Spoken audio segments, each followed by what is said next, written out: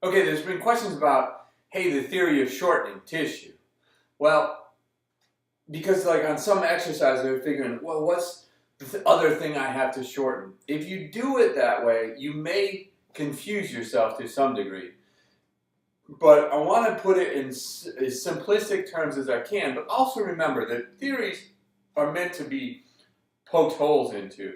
And I can take some of these and do the same thing, but for the majority of ideas and for an abstract thought, you can pretty much look at what I'm about ready to share with you and relate it to just about any motion.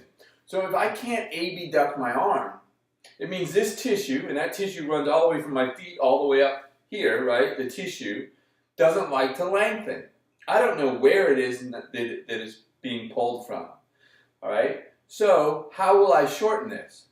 And I'm going to talk about my arms, trunk, and legs. With my arms, I can just put the thing down and you can say it's shortened.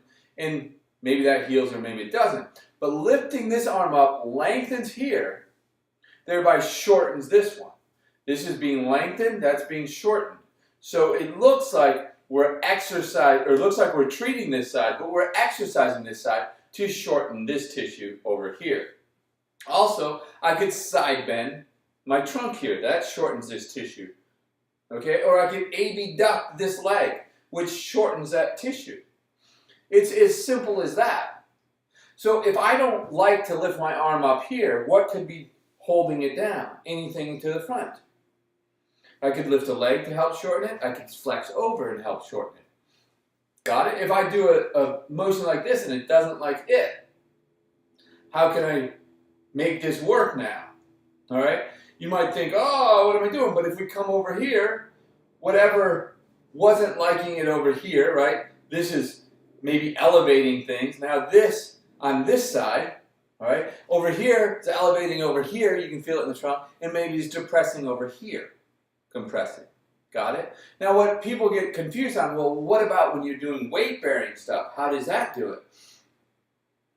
And I'm going to say, look, if I'm weight-bearing over here, and I don't like it, all right, maybe things are shifting. It's been actually shifted this way, all right? So maybe your scapula and your rib cage is shifted this way, and that's where it likes to go, all right? So when you go to try to do something in a direction that it doesn't like, it locks down. So it's telling you, oh, I really like going this way. So maybe you don't need to do length and shortening thought process, but you need to do ease. It feels easy to go, or it doesn't like to go. And also with like the pelvis and the hips. If you're doing a squat and you go, yeah, my pelvis doesn't like that direction, it might be shifted like this. And it likes this position and wants to go further into it. So maybe the left leg is easy and the right leg is hard. All right? I hope that helps you understand. So with a combination of, you know, where's the joints want to go, right, versus where they don't want to go, versus what's lengthening versus what's shortening in the three areas of the body, should get you an understanding conceptually of, cool, that works. But the simplest thing for the patient is just say, hey, let's find out what works well in one area of the body, or what works well, what doesn't work well, and use what works well to fix it. And that can be in arms, trunk, and legs. Got it? It's not just about finding left to right asymmetries. It's about finding motions that don't work, find motions that do work in the arms, trunk, and legs, and use one of them and see what it does to your issue. Use another one, see what it does to your issue.